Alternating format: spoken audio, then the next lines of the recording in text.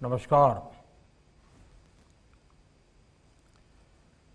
देश के कानून मंत्री श्री रविशंकर प्रसाद जी, गुजरात के मुख्यमंत्री श्री विजय रूपाणी जी, सुप्रीम कोर्ट के justice MR. Shah ji, Gujarat high court के चीफ जस्टिस श्रीमान विक्रमनाथ जी, गुजरात सरकार के मंत्रीगण, गुजरात हाई कोर्ट के सभी सम्मानित जजेज, भारत के सॉलिसिटर जनरल भाई तुषार मेहता जी, एडवोकेट जनरल गुजरात श्री कमल त्रिवेदी जी, बार के सभी सम्मानित सदस्यगण, देवी और सज्जनों, गुजरात हाई कोर्ट की डायमंड जुबिली के इस अवसर पर आप सभी को बहुत बहुत बधाई।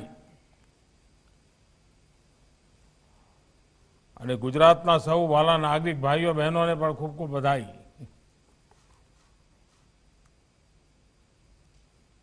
पिछले 60 वर्षों में अपनी कानूनी समझ, अपनी विद्वत्ता और बौद्धिकता से गुजरात हाई कोर्ट और बार दोनों ने ही एक विशिष्ट पहचान बनाई है। गुजरात हाई कोर्ट ने सत्य और न्याय के लिए जिस कर्तव्य निष्ठा से काम किया है, अपने संवैधानिक कर्तव्यों के लिए जो तत्परता दिखाई है, उसने भारतीय न्याय व्यवस्था और भारत के लोकतंत्र दोनों को ही मजबूत किया है। गुजरात हाई कोर्ट की इस अविस्मरणीय यात्रा की स्मृति में आज एक डाक टिकट जारी किया गया है। मैं इस अवसर पर न्याय जगत से जुड़े आप सभी महानुभावों को, गुजरात की जनता को अपनी शुभकामनाएं देता हूं। माननीय हमारे संविधान में लेजिस्लेचर, एग्जीक्यूटिव और जुडिशरी, उनको दी गई जिम्मेदारी हमारे संविधान के लिए प्राणवायु की तरह है। आज हर देशवासी पूरे संतोष से ये कह सकता है कि हमारी जुडिशरी ने, न्यायपालिका ने संविधान की प्राणवायु की सुरक्षा का अपना दायित्व पूरी दृढ़ता से निभाया है। हमारी जुडिशरी ने हमेशा संविधान की रचनात्मक और सकारात्मक व्याख्या करके खुद संविधान को भी मजबूत किया है। देशवासियों के अधिकारों की रक्षा हो, निजी स्वतंत्रता का प्रश्न हो, ऐसी परिस्थितियां रही हो जब देश हित को सर्वोच्च प्राथमिकता देनी हो, जुडिशरी ने अपने इन दायित्वों को समझा भी है और निभाया भी है। आप सभी भी भली भांति जानते हैं कि भारतीय समाज में रूल ऑफ लॉ सदियों से सभ्यता और सामाजिक ताने बाने का, हमारे संस्कार का आधार रहा है। हमारे प्राचीन ग्रंथों में कहा गया है, न्यायमूलम सुराज्यम स्यात्, यानी सुराज्य की जड़ ही न्याय में है, रूल ऑफ लॉ में है। ये विचार आदिकाल से हमारे संस्कारों का भी हिस्सा रहा है। इसी मंत्र ने हमारे स्वतंत्रता संग्राम को भी नैतिक ताकत दी और यही विचार हमारे संविधान निर्माताओं ने भी संविधान निर्माण के समय सबसे ऊपर रखा था। हमारे संविधान की प्रस्तावना रूल ऑफ लॉ के इसी संकल्प की अभिव्यक्ति है। आज हर एक देशवासी को गर्व है कि हमारे संविधान की इस भावना को, इन मूल्यों को हमारी न्यायपालिका ने निरंतर ऊर्जा दी है, दिशा दी है। न्यायपालिका के प्रति इस भरोसे ने हमारे सामान्य से सामान्य मानवी के मन में एक आत्मविश्वास जगाया है, सच्चाई के लिए खड़े होने की उसे ताकत दी है।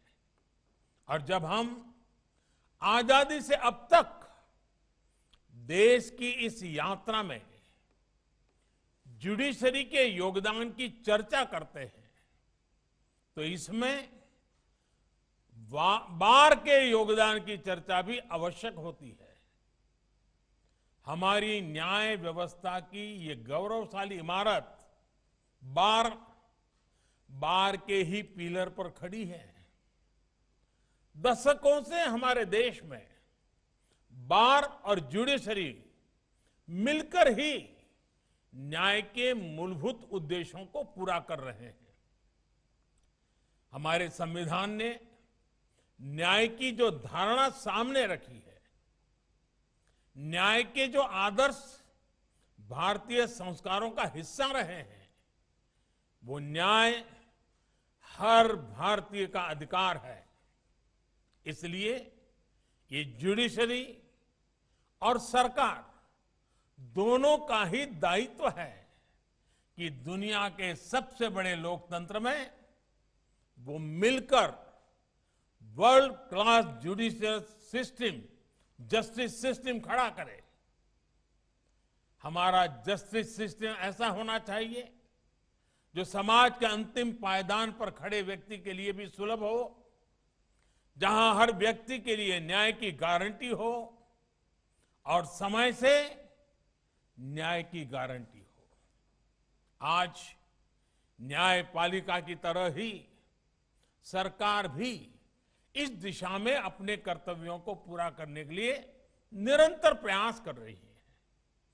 भारत के लोकतंत्र ने, हमारी न्यायपालिका ने कठिन से कठिन समय में भी भारतीय नागरिकों के न्याय के अधिकार को सुरक्षित रखा है।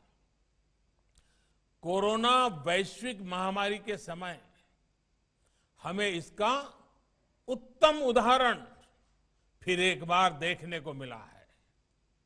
इस आपदा में अगर एक और देश ने अपना सामर्थ्य दिखाया तो दूसरी ओर हमारी न्यायपालिका ने भी अपने समर्पण और कर्तव्य निष्ठा का उदाहरण पेश किया है। गुजरात हाईकोर्ट ने जिस तरह लॉकडाउन के शुरुआती दिनों में ही वीडियो कॉन्फ्रेंस से सुनवाई करना शुरू कर दिया, जिस तरह एसएमएस कॉल आउट, मुकदमों की ई फाइलिंग और ईमेल माय केस स्टेटस की सेवा शुरू की गई, कोर्ट के डिस्प्ले बोर्ड की यूट्यूब पर स्ट्रीमिंग शुरू की गई, हर दिन जजमेंट्स और ऑर्डर्स वेबसाइट पर अपलोड किए गए। इन सब ने यह सिद्ध किया है कि हमारा जस्टिस सिस्टम कितना एडेप्टिव है और न्याय के लिए उसके प्रयासों का विस्तार कितना ज्यादा है। मुझे बताया गया है कि गुजरात हाईकोर्ट तो इस दौरान कोर्ट प्रोसीडिंग्स की लाइव स्ट्रीमिंग करने वाला भी पहला कोर्ट बना है और ओपन कोर्ट की जिस अवधारणा पर लंबे समय से चर्चा होती रही है उसे भी गुजरात हाईकोर्ट ने साकार करके दिखाया है।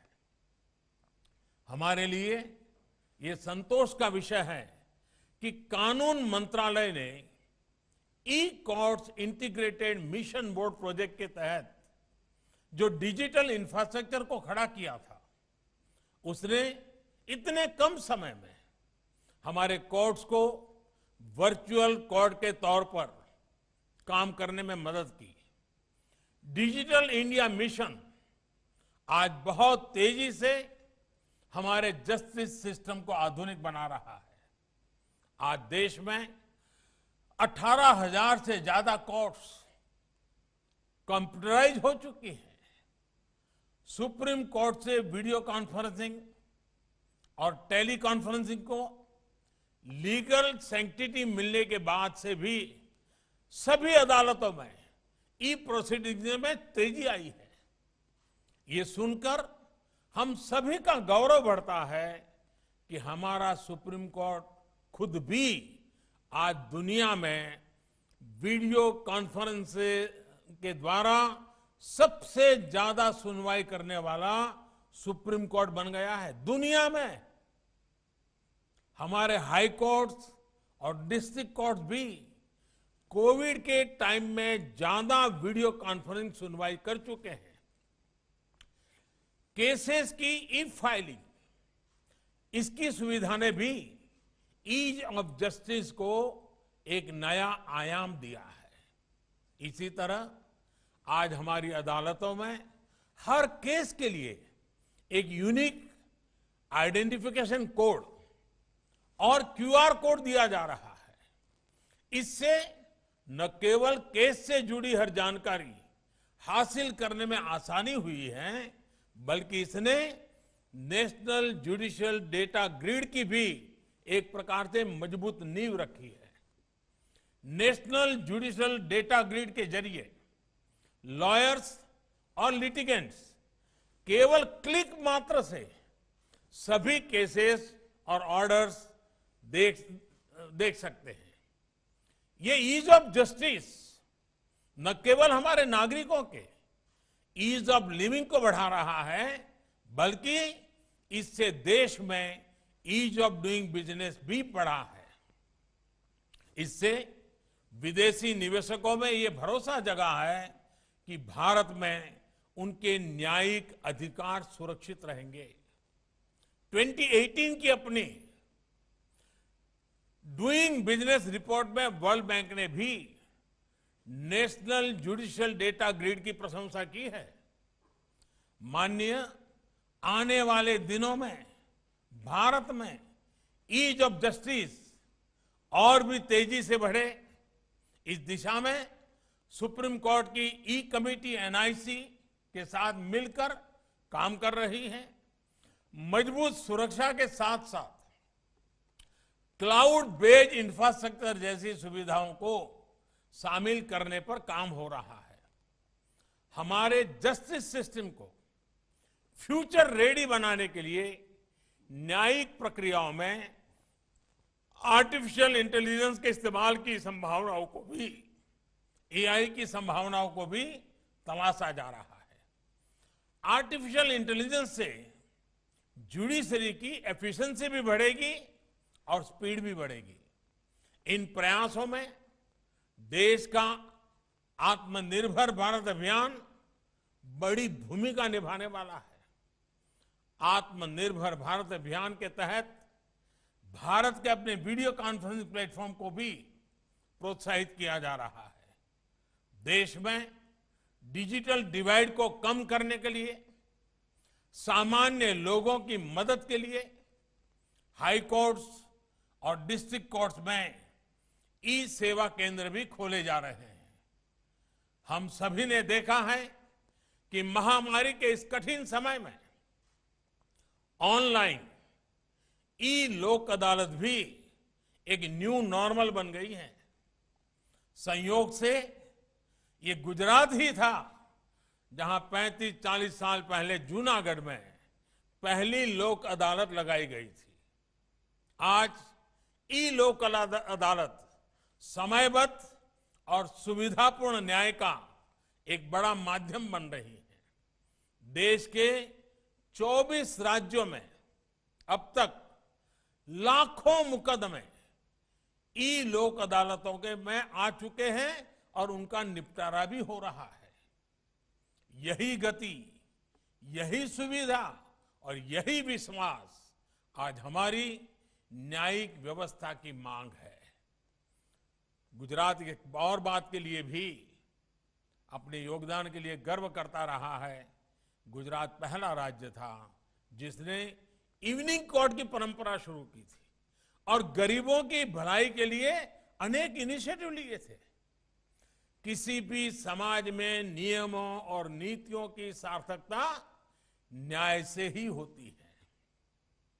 न्याय से ही नागरिकों में निश्चिंतता आती है और एक निश्चिंत समाज ही प्रगति के बारे में सोचता है, संकल्प लेता है और पुरुषार्थ करके प्रगति की ओर बढ़ता है।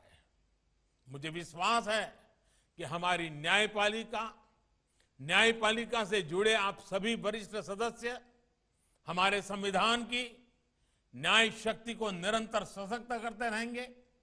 न्याय की इसी शक्ति से हमारा देश आगे बढ़ेगा और आत्मनिर्भर भारत का सपना हम सब अपने प्रयत्नों से, अपने पुरुषार्थ से, हमारी सामूहिक शक्ति से, हमारी संकल्प शक्ति से, हमारी अविरत साधना से हम सिद्ध करके रहेंगे। इन्हीं शुभकामनाओं के साथ आप सभी को एक बार फिर डायमंड जुबिली की बहुत बहुत बधाई, अनेक अनेक शुभकामनाएं। आनंद थयो, आज घણા બધાને મળવાનું થયું। અનેક જૂના જૂના મિત્રોના ચહેરા સ્ક્રીન પર જોઈ રહ્યો છું, લાંબા સમય પછી જોઈ રહ્યો છું। અનેક વડીલોના પણ આજે દર્શન થઈ રહ્યા છે। ખૂબ આનંદ થયો બધાને, દૂર દૂરથી પણ મળીને। ખૂબ ખૂબ ધન્યવાદ।